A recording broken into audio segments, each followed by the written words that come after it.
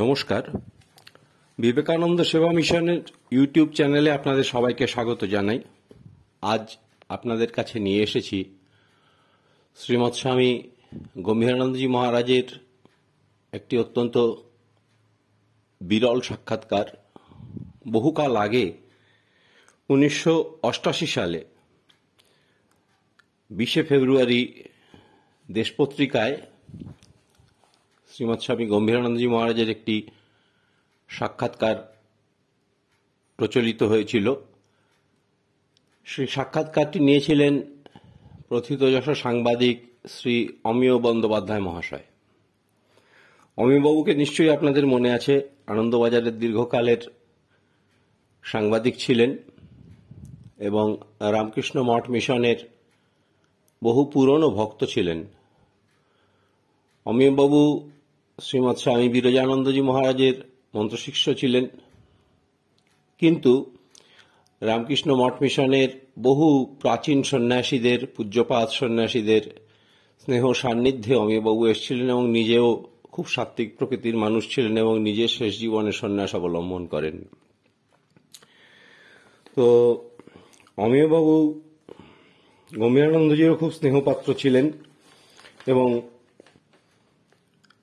অমিয়বাবু গম্ভীরানন্দজির সাথে খুব ঘনিষ্ঠ সান্নিধ্যে এসছেন বহুবার। সেসব কথা কখনো পরে বলা যাবে। তাঁর গম্ভীরানন্দজির স্মৃতি, তাঁর কাছে কিছু কিছু শুনেছিলাম, তো সেগুলো আজকে উপজীব্য নয়। আজকে আমরা এবার সরাসরি সাক্ষাৎকার অংশে চলে যাব। দেশপত্রিকা যেভাবে দেওয়া ছিল সেভাবেই বলছি। অমিয়: মহারাজ, আমার প্রথম প্রশ্নটি এরকম: ধর্ম ও আধ্যাত্মিকতা শব্দ দুটি বহু ব্যবহারে জীর্ণ হয়ে পড়েছে। সাধারণত লোকের মনে এই দুটি শব্দের সঙ্গে জড়িয়ে আছে দুটি ধারণা: অলৌকিক চমৎকৃতি ও জাগতিক সমৃদ্ধি। লোকে ভাবে সাধুসন্তের কাছে গেলে নানা অসম্ভব কাণ্ড কারখানা দেখা যাবে, আর ঘটবে পরীক্ষায় পাস, চাকরি বা ব্যবসাতে উন্নতি, হবে বাড়ি গাড়ি ইত্যাদি। এই ধারণার প্রভাব ও প্রকোপ খুবই ব্যাপক। শ্রীরামকৃষ্ণ বিবেকানন্দ শিক্ষার সঙ্গে এর কোনো সম্পর্ক নেই। শ্রীরামকৃষ্ণ ও স্বামী বিবেকানন্দ ধর্ম ও আধ্যাত্মিকতাকে দিয়েছেন নতুন মর্যাদা ও তাৎপর্য, দিয়েছেন মূল্যবোধ। এই মূল্যবোধগুলি কি? শ্রীরামকৃষ্ণ বিবেকানন্দের জীবন ও সাধনার আলোকে ধর্ম ও আধ্যাত্মিকতা বলতে আমরা কি বুঝব? শ্রীমৎ স্বামী গম্ভীরানন্দজি উত্তর দিচ্ছেন, ধর্ম শব্দের ধাতুগত অর্থ, রুট মিনিং হল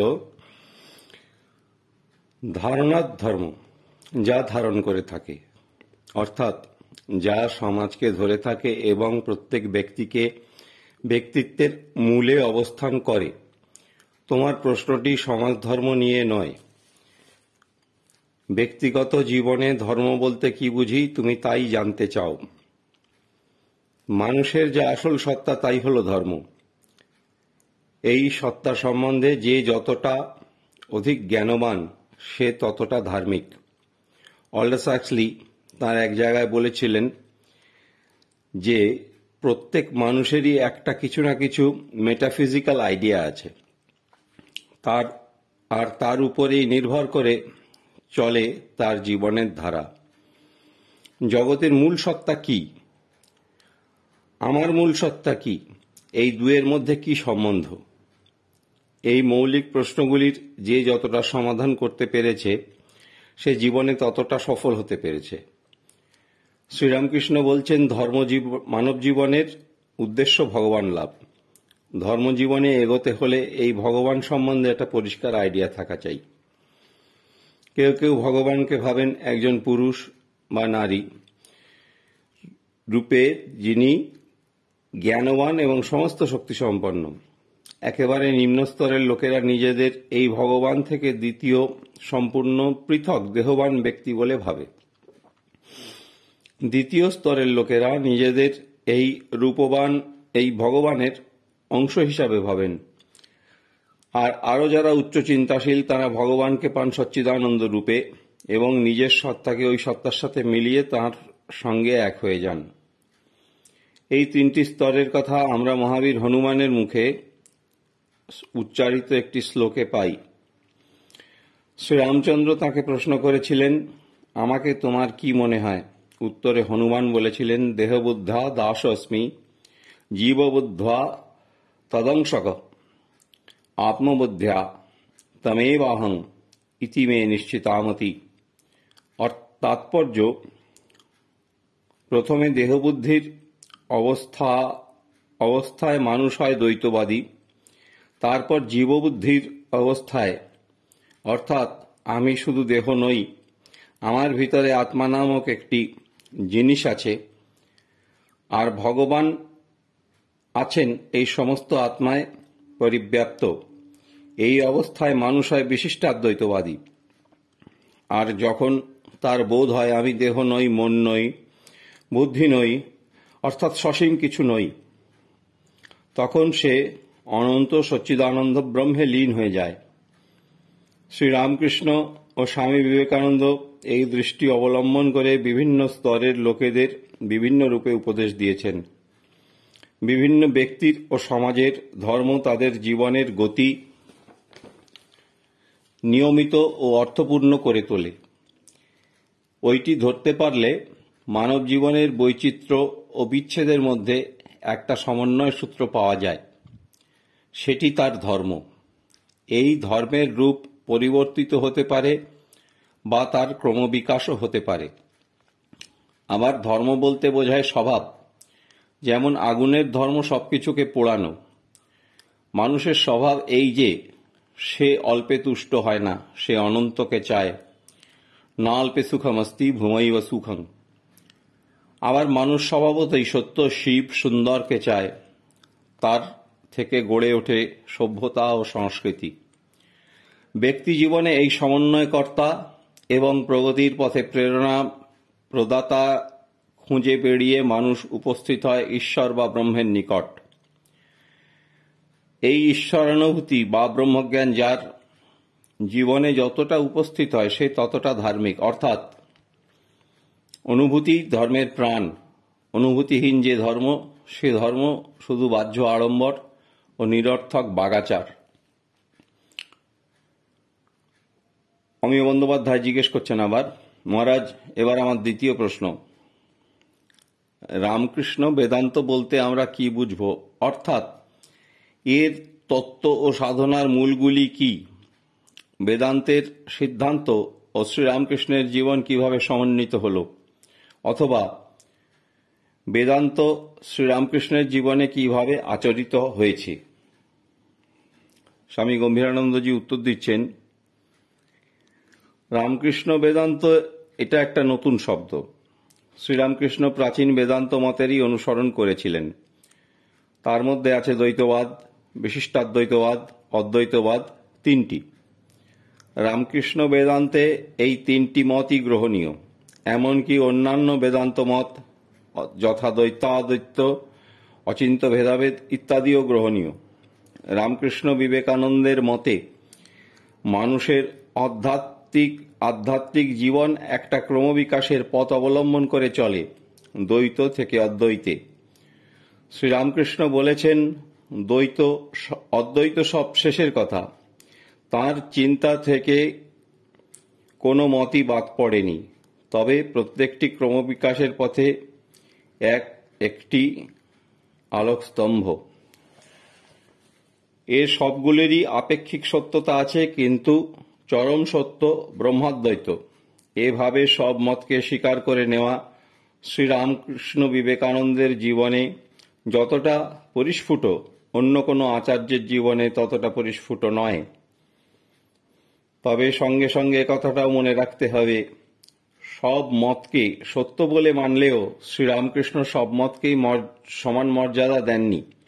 হঠযোগ, কর্তাভোজা মত ইত্যাদি সম্বন্ধে ভক্তদের সাবধান করে দিয়েছেন।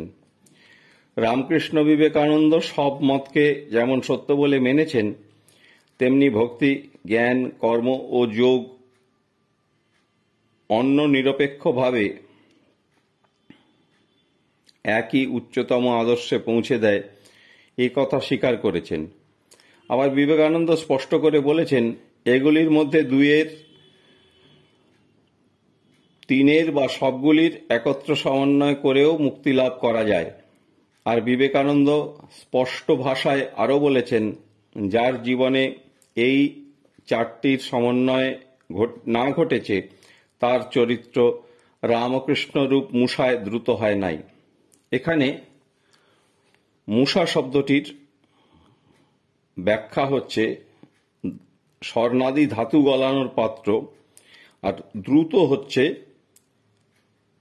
বিগলিত বা দ্রবীভূত। মূষায় অর্থাৎ ডাইস, ছাঁচ, সেটাই স্বামীজি বলেছেন, সেটা গম্ভীরানন্দজি ব্যাখ্যা করে বলে দিলেন আর কি। রামকৃষ্ণ বিবেকানন্দ সমাজ সংস্কারের দিকে খুব বেশি দৃষ্টি দেননি। সমাজ সম্বন্ধে শ্রীরামকৃষ্ণের মুখ থেকে হঠাৎ হয়তো দু চারটি কথা বেরিয়ে পড়েছে, যা অতি মূল্যবান।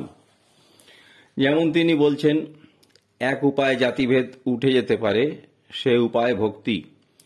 ভক্তের জাত নেই, ভক্তি হলেই দেহ মন আত্মা সব শুদ্ধ হয়। তার ইঙ্গিত জাত স্বাভাবিকভাবে যাবে, ওটাকে টেনে হিঁচড়ে বের করতে হবে না।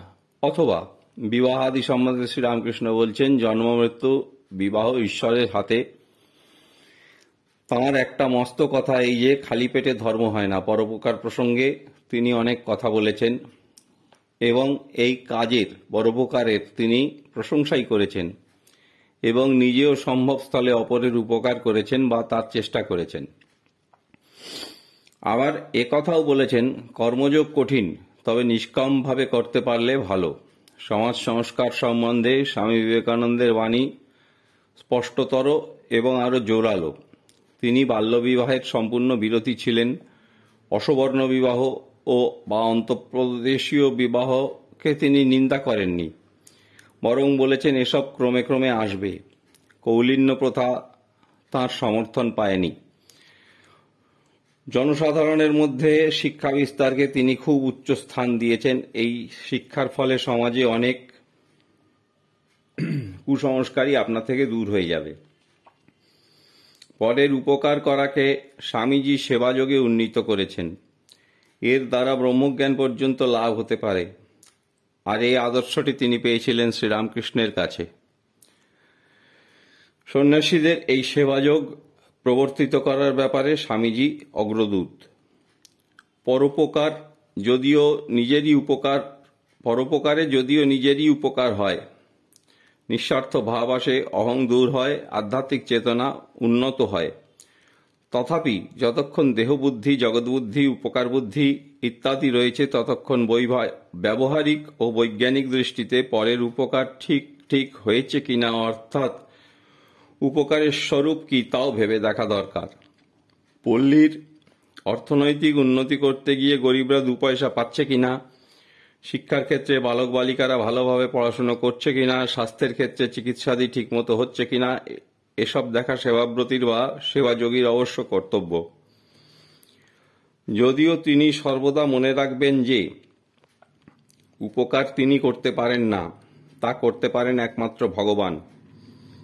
আর স্বামীজি বলেছিলেন, আই এম এ সোশ্যালিস্ট। এক্ষেত্রে তিনি ছিলেন সকলের জন্য সমান ভোগাধিকারের সমর্থক। তিনি চেয়েছিলেন ভোগাধিকারের সাম্য সাধন। শ্রীরামকৃষ্ণ নারীদের মর্যাদা অনেকখানি বাড়িয়েছেন। তিনি আপন সহধর্মিণীকে দেবীজ্ঞানে পুজো করেছিলেন, ভৈরবী ব্রাহ্মণীকে গুরুরূপে বরণ করেছিলেন এবং শ্রীমা সারদা দেবীকে তাঁর আধ্যাত্মিক পথের বিস্তারের জন্য আদেশ করেছিলেন। ঈশ্বরকে মাতৃভাব সাধনা সম্বন্ধে পূর্ববর্তী অনেক সাধক বলে গেলেও শ্রীরামকৃষ্ণ কথা ও কাজে যেমন এটি মাতৃভাব ফুটিয়ে তুলেছিলেন, তেমনভাবে কেউ করেননি। শ্রীরামকৃষ্ণ বিবেকানন্দ সমন্বয়ের বার্তা বহন করে এনেছেন, শুধু ধর্মক্ষেত্রের জন্য নয়, মানব জীবনের অন্যান্য দিকগুলির জন্যও বটে, যথা জ্ঞান, কর্ম, ভক্তি ও যোগের সমন্বয়, বিভিন্ন রাজনৈতিক মতবাদের সমন্বয়, সমাজ জীবনের বিচিত্রতার মধ্যে সমন্বয়। এক কথায়, যেখানে যত পার্থক্য থাকুক না কেন, সেই পার্থক্যটুকুকে মর্যাদা দিয়েও ঐক্য সম্পাদন করে চলে এই তাঁদের মর্মকথা। জ্ঞানবাদীরা সাধারণত ভক্তিকে অগ্রাহ্য করে চলেন, কিন্তু রামকৃষ্ণ বিবেকানন্দ তাকে উচ্চ মর্যাদা দিয়েছেন। এমনকি রামকৃষ্ণ বলেছেন, কলিতে নারদীয় ভক্তি ঠিক পথ। শ্রীরামকৃষ্ণ বলেছেন, অদ্বৈত জ্ঞান আঁচলে বেঁধে যা ইচ্ছা করো, অর্থাৎ তিনি সাধন ক্ষেত্রে অদ্বৈতবাদের সঙ্গে অন্য কোনো মতবাদের সামঞ্জস্য অসম্ভব বলে মনে করেননি। আজ এই পর্যন্ত থাক, আবার আগামী পর্বে বাকিটা আমরা পড়ে শোনাব।